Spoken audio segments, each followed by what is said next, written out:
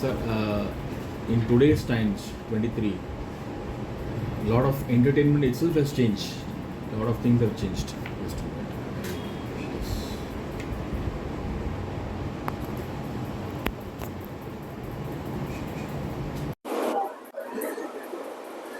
So it has been so many years now, and in this era, 23, entertainment itself has changed in all fields, all performing arts. Magic also has seen a lot of changes. So, according to you, sir, with your experience, how do you feel the status of magic today? I won't say that there is change. Let us see. Children, for example, who are the biggest lovers of Yeah. magic, have storybooks changed, have fairy tales changed. A new child is still as interested in Cinderella or as interested in the Three Little Pigs or whatever is there. Have the nature of fairy tales changed? Magic hasn't changed that much either, in the sense that its basic appeal to children, they're superheroes, Superman or Wonder Woman or all the Marvel superheroes. They're still superheroes today for that generation. They haven't changed their nature. So that part, Okay. that room or that scope is still what it was 100 years ago, 10 years ago, 200 years ago. There's still that sense of wonder with little ones. They will always be amused by magic. Then comes the Conjuring show. That has become a little Outdated. outdated for a simple reason that there's so much magic on TV. So much of it is done with camera tricks, not camera tricks as such as camera editing. That means I know people, they've been for a show, they're telling me, the director or producer says, here's a pigeon in your hand, stop the camera, the pigeon is taken away, it's vanished as far as the audience is concerned. Having seen that sort of stuff, and everybody doesn't know camera editing or Yeah. thing, the expectations are so high that anything you do in the real world is gone, Lost. lost. So that Conjuring show department has now lost its relevance. Okay. But there's still where there's basic entertainment. Like over here, they have pujas, the puja holidays, and there's a tradition that they have entertainment program. There's something called puja pandals, where people come gather. So one where magic show is there on that one day. magic show is there, and then that is simply a Conjuring show of a mediocre level, because depending on the budget of the people organizing the magic show, it may be very mediocre. It may be quite good. It could be even like I don't know, Puja Pandal hiring people of the uppermost caliber with budgets of in those days it was 25,000 rupees for a half-hour performance. Today it'd probably be 2.5 lakhs for a half-hour performance. But they have the funds. They do it. But the average Puja Pandal, I say, okay, mediocre. But it's barring that sort of opportunity, whether it's pujas here or whether it's Navratri or whether it's Ganesh Chaturthi or Yeah. whatever it is, they have entertainment programs at these so-called festival occasions, and there is a limited scope for magic. And corporate performance is where, if you don't angle it as magic, there is good scope. Okay. Why I do you tell say you, that more angle at magic? because the minute it becomes magic, it becomes childish. Childish. Yeah. I know It's for of kids. a case where an excellent performer, I won't mention names for obvious reasons. I mean, you don't want to run down anybody or praise anybody unnecessarily. Uh, an excellent performer got a contract for a month at a 5-star hotel in Delhi. Okay. His forte was sleight of hand productions. He performed on the first day, and the audience literally pooed. Because they said, we're not children, we haven't come here to see magic. Okay. Because the contract was there, they paid him off for the other 29 days and sent him off. He never got to perform a second show. So, in corporate things, people don't want childish, what they call childish, magic. magic is considered as something for Children. children. But you angle it. Positive thinking, power of persuasion, Yeah. advertising, how you can, and perform your few or demonstrations that don't become tricks, but demonstrations. And it hits like a bomb. For a simple reason, to this day, every paper, magazine runs a horoscope column. Why? Because people have this. There are a set of people who will look for it. Yes. So, also, even if in corporate performances, people know that this is not entirely so. But I know lots of people who spoken nothing but bullshit and got into Deepak Chopra. Read him Yeah. and see how much of it is infantile, but makes an impression. See this Sadhguru or whatever I think, and his jokes from books that I read, 50 years ago. But he's just given them the Tweaks it. characters and tweak it, and it works. So this is a scope for a little intelligent performing. People who buy a trick from a magic dealer learn to push the correct button and perform will never ever master this. But anybody who has a little reading of psychology and parapsychology, for example, for a lot of things like positive thinking is nothing but ESP. Yeah. Finally, and who can interpret and And connect it with the audience. thing. That's a very big scope. Yeah. I know people who've been not only paid fancy money but flown from India to say Bali Islands where there's a convention of a corporate convention and flown back 5-star hotel, stay there for a day for a 15-minute show. That's So it is basically magicians need to adapt to today's requirements. yeah. Or stay with the children's shows, birthday party shows, Christmas shows, puja pandal shows. And be contented with that. Not contented, you could do well with that also. If a man is reasonably active, I know we had a performer here who had at one time I'd offered him in those days thousands of rupees was a fortune, like lakhs of rupees today, just for his directory of schools.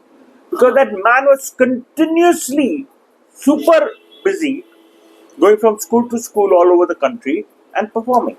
Half an hour conjuring show, but the schools, and he had a very simple, and having used him once and found that it worked, the school would hire him every year. Okay. Nothing succeeds like success. So you make a breakthrough, you're going to Get it back again. get it back again. And he'd go around, and not only that, he's got a school show in a school here, and his atlas or directly tells him there's a school, maybe within 20 minutes distance, another school. He's got the contract for the school. Between two shows he's giving, because there's 1,500 students, 500 fitting at one time in the auditorium. So he's got a half an hour break between that. He'll go to the other school, give a 20-minute show, then come back again to the school to give the show. And this is not a joke or something. I know it for a fact. So you people who have the enterprise make a very, very good living. That man had a 2-story building in Calcutta. Okay. And all he ever did was give magic shows. He never ever did anything else. Just a minute.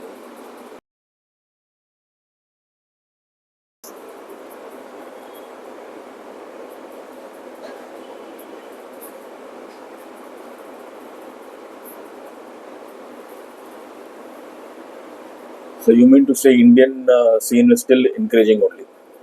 Not really encouraging. I think that we have the potential to be leaders. For too long, the West, Europe has some very good thinkers. I think America doesn't. But the surprising thing about the American creators is that they're not American origin. They're German origin or Polish origin, people who settled in America. Okay, but there are creative people there. I mean, like somebody like Ed Marlowe, you can't get a card person to touch even his toes. He's that good.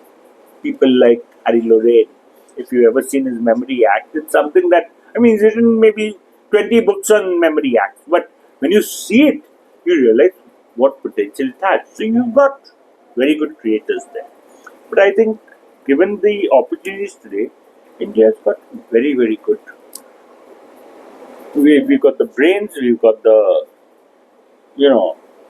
scope, the market, everything. So you first started your first as a dealer in 68 or 70? No, 68, 69. Not independently, because I first worked with Ramdev and Sir. Yeah, Ramdev sir, you worked there. I worked there for about 2 or 3 years, and then I started off on my own. Your first studio was in Grant Street. Oh, sure, not MacLeod Street. No. Okay. That came much later. Okay. By that time, we were established worldwide as dealers. Then only I could afford that. MacLeod Street studio was built by my landlord, who was very supportive of me, to my requirements. That time he told me to take the whole floor. I said, what? Such a big magic shop I never heard of. I said, this is more than enough. And my workshop was there, and my studio was there, and my office was there. Everything was in that little part of, which is half a floor on MacLeod Street. 25 MacLeod Street was every Indian magician's biggest address in those days of 90s. And there were not so many dealers then. Today, if you Google Indian magic dealer, you get something like 10,000. You have in every district, every town today, but those days, this address was the most biggest address for every magician of my time, of those days. So, from that time till today, sir, if I ask you, your 2 best moments of your as a dealer, 2 best moments, most happiest moments you ever got? Never. Because there is no such thing as happiest or saddest or anything. Something which you felt contented or... No. Every time, you see, in this developing business, there's a funny thing. While you're working on something, it's the greatest, best idea you ever had. Little after you've done it, something else you don't remember what it was. And I'm not exaggerating. I have a lot of people coming here to me and showing me tricks. And one day a boy came here and showed me a card trick. It's quite good. So I asked Somiran. Somiran was to work here. Yeah. You must have heard of him. Very, very competent thing. I used to be working with me. So I called her. I said, I should take a second opinion. What do you think we should market it? He looked at me saying, you're joking. I said, what's wrong? I think it's good. So you go up there, and my Swami Mantra magazine copy knew where it was. He pulled it out, opened it, and showed me, this is your trick. So I read through it because I had forgotten. So you also forgot that it is, but you got impressed by somebody else performing it. So it's like that. You just don't know what's... So I think that is also one of your, that kept you hungry for growing more and more, because you never looked back, or you never were... And I never bothered. Today, when I was writing these scrapbooks, I had to ask people all over the world to help me with tricks which I know I had written. Like, I know I have written so many tricks for Abra, but I don't have a single one, because I had my Abra collection and then started getting... But you don't know which copy... No. That man kindly helped me out with all the details, because he's got a library where he can reference anything in seconds. That was nice, sir. So I think this is what you say, no? That even when you grow up, you never look back. You are always hungry and running forward. Yes, it's a way of life. No, you get up every morning, it's a new day. Do you think about it? Oh, I got up yesterday. You got up today, whatever is there for today, good, bad or ugly, you got to face it, work it out, get on. Something what you want to convey to all our magician friends today? Nothing. Anything Because specific? it has to come from inside you, not from outside you. If you are enthusiastic, great. If you think you've grown up, you want to get out of it, great. A lot of people I know who quite good, and then they grew up. And they say, no, better things to do than spend time on this childish stuff. The thing, people will never stop exploring. Like I told you, corporate magic, corporate presentation, the amount of scope is endless. Finally, what are your, besides these so-called psychologists or things, what is your astrologers? All basic cold reading techniques, nothing more. So, as you expand, as you read, depending on where your inclination takes you, where you want to go, what you want to do, the idea is don't deprive yourself and don't drive yourself. That means don't force yourself to do things. There are people who get caught in a rut. You know, that's all I know and that's all I'll do. There are people, like I told you, this chap who's do school shows. They enjoy it. I wouldn't be able to give 3 school shows in a row. This man gave probably, it would be closer to 30,000 than 3,000 like. Because round the year, he was out all over the country. He had, like I told you, a director and a route map. I said, this director of yours was a fortune to any magician. Yeah. Thank you, sir. You have always been a big inspiration. For me, personally, because even though I met you only 3 times, but my association with you starts from 80, where my first product I bought from you was in 1980. So from that Still time, working. no, It's gone. it's gone. But you will wonder, I was just telling him, that was my first item I bought from him was change bag and candle to flask. Both were around 80 or something, 80 rupees or something. Then if it is 100 rupees plus, it is a free postage. So something else I ordered, so total 100 rupees. And it was there for more than 25 years. And at one of the Magic Association meetings in Bombay, I had gone just as a guest. And it was auction day. I was selling some of my prop unused. So I opened the candle to flower and change bag. I told it's broken. Anybody wants? One magician stood up, and because it is from Sam Dalal, he purchased both the items and he kept. So it's still, I sold those items. Today, even though, sir, there are dealers everywhere, every 50 kilometers, but the pleasure of receiving a parcel at home, a big parcel at home, a post office. After ordering, you wait for 3 weeks or 4 weeks, and the parcel comes home, and you open it. The thrill, something Then is. it's yours, because I know I used to buy a lot of things on Supreme. I used to write a lot of things on the Magic. They used to give you coupons, to buy something. So I used to get regular parcels. And just the receiving of the parcel was. Today, of course, with your courier services, you don't it wait. is fast and you can go and buy everywhere today. Dealers are there. I remember days when parcel has not received, and I used to go to the post office every day to check the parcel has come today. Parcel has come today. Times have changed. Like I said, I know when somebody wanted to learn a trick, a gentleman here who had a very exhaustive library, and you want to learn a particular coin trick, and it's in this book. You ask him, he says, yes, cost you 15 rupees. And take a bulldog clip, open the book to that page, clip the other pages on this side, the other pages on this side, so that you can't go across anything else. And you can read that trick. There's no Xerox machine then to even make a Xerox copy. You can read the trick and you pay him as 15 rupees or 10 rupees or whatever is the settled rate. But at times, I think that is more worthy because we have paid for it. You will learn. Now, when everything is available so much free, that is true, very true. With me, no value. So much of I think 2-3 TB of content I'm having at home, but I hardly open it. I've got more than DVDs, Magic DVDs. At one time I used to buy, so I got more than 300 DVDs at home, and more than half of them, even the shrink wrap has not been opened. And once in a while I get because to sit and watch for 1 hour, 45 minutes also, which is the smallest of these Magic DVDs. Today's attention span has come down. You just can't. So thank you, sir. It was a pleasure meeting with you. Okay, Prakash. Talking to you.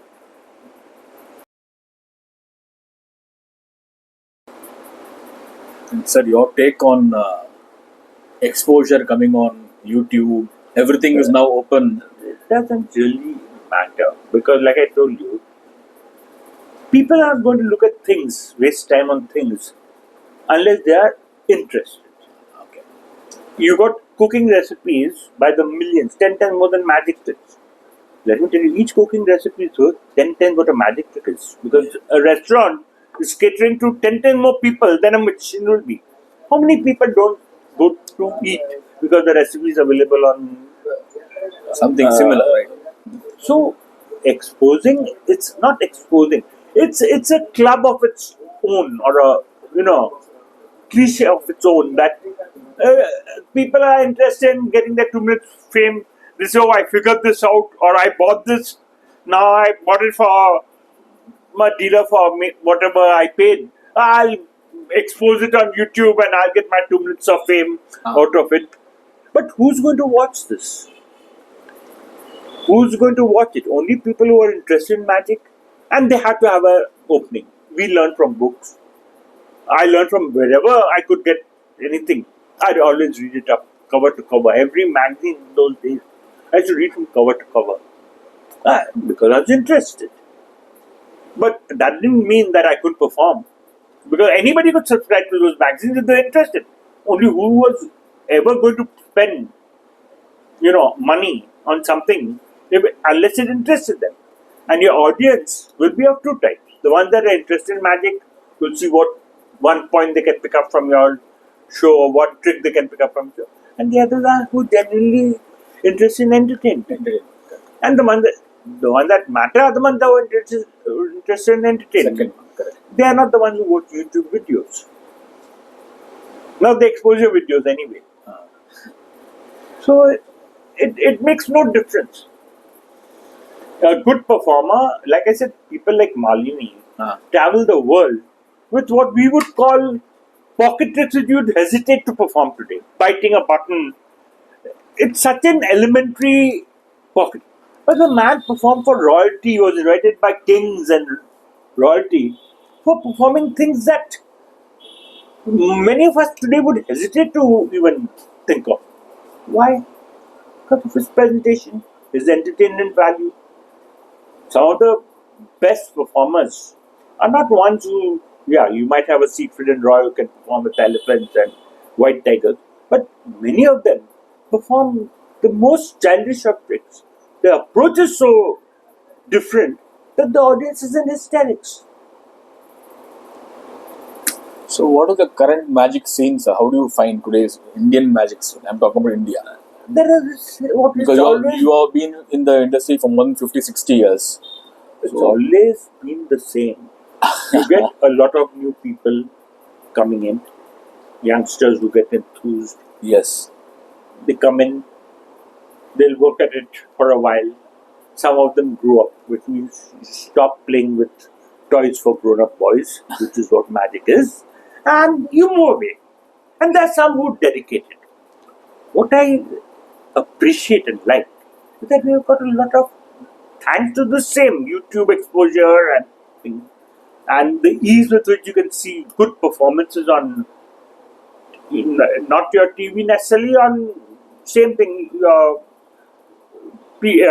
internet things, that they have become very creative. They are creating things today which 50 years ago did not exist.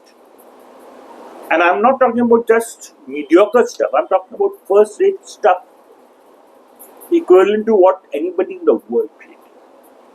Now let me tell you, the Indian brain, I'm not boasting, bragging, patriotic, is superior to a lot of Western brains out of necessity. You don't How do you say that, sir? You don't get a shelter. You don't get, doles. You don't get protection, health protection. So by nature, you have to learn to fend for yourself. You don't get ordinary jobs. Survival among the fittest. You learn to fend for yourself. So your brain develops to being stronger and what they call jugaad, more adaptive yes. to whatever is available. Who's the head of Google today? who's the head of Microsoft today? Exactly. Who's the Prime Minister of England today? So, the Indian brain is definitely superior. Not by birth or anything, not by genetics so much as by adapting to environment. And these people have got the conditions today. Like previously, if you were an Indian, what could you do? You create something, you write it up. Put it in a magazine maybe. Today, top magic dealers in the world are willing to pay you money or royalties for giving your ideas or your tricks. It may be a video demo. I know a chap who does it by a video demo. And they are getting their money's worth. And international exposure, which is something quite creditable. I won't be surprised 20 years from now, we are leading the magic scene around the world. Because of these youngsters who are enthusiastic and,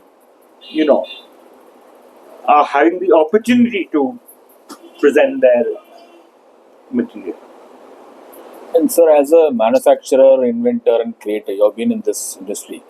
Today, one of the biggest challenges anyone across the world is facing is a threat from China or Chinese products which copy. Right. You see, China has a niche. Any mass-produced item, because of their scale, like what is India? How did we succeed? For a while, when I started, it was all my things, my original things, no copy, no nothing.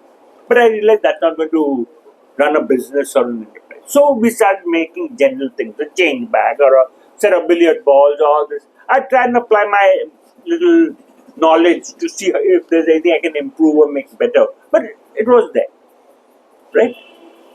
But when I was paying 50 rupees a month as salary to a worker here, which was what was the scale in 1968 when I opened it. My salary, when I was working as an engineer qualified for Magic, was 300 rupees a month. Okay. I was offered a job in Bombay at the grand scale of 500 rupees a month, where by Shah Construction Company, who were building the Air India building, if you've ever been to Bombay and seen on Nariman Point, yeah. Or Express Yeah, building. Express does. I worked on the ground floors of those. Okay. 500 rupees a month. Unfortunately, my traveling and room rent would come to 550 rupees a month. So it wasn't Working out. So I moved to Calcutta, where I was getting a job for 300 rupees a month. But I also had an opening to, perform magic shows. I used to perform in places like Trinkas. We used to perform in Trinkas. And get 800 rupees for a 15-minute performance for 14 days, 2 weeks. So how long you perform in Trinkas? Oh, I should perform on and off. Not like any longest would be 2. And I'd ask for funny things. Like I remember telling Josh was the first owner of Trinkas that I want 831 rupees. And he asked me why 831 rupees. And he tells me this couple, who's a performing couple, cabaret couple in thing, gets 500 rupees. Why should you get 831 rupees? Because I'm me. And that side show across the road was a showroom for electronics. It was a record player which I wanted. It cost 831 okay, rupees. for that. So I said, that's what I want. You want to buy, okay. So, and he used to laugh. But he encouraged me. Okay. And I'd get my show. I got a little bit of popularity also with it. I got to know some very famous people. I think Usha Udup started from there. Same, in fact, started when I was performing. Okay. I've heard that. So, That's nice, sir. So your views on IMHA and we need your views. I've known IMHA since its inception. With Mr. Appa Durai, Mrs. Grace Durai, who used to edit the Magic-on, and all the participants of that time. And I have high regards for that organization. It has done sterling work through years, not in 50 years now, yeah. for the growth of Magic, and I wish it all possible success Thank you. Thank you. for another 50 years. So we have a convention, sir, on the month of 3rd of December. It's called Mystica 23.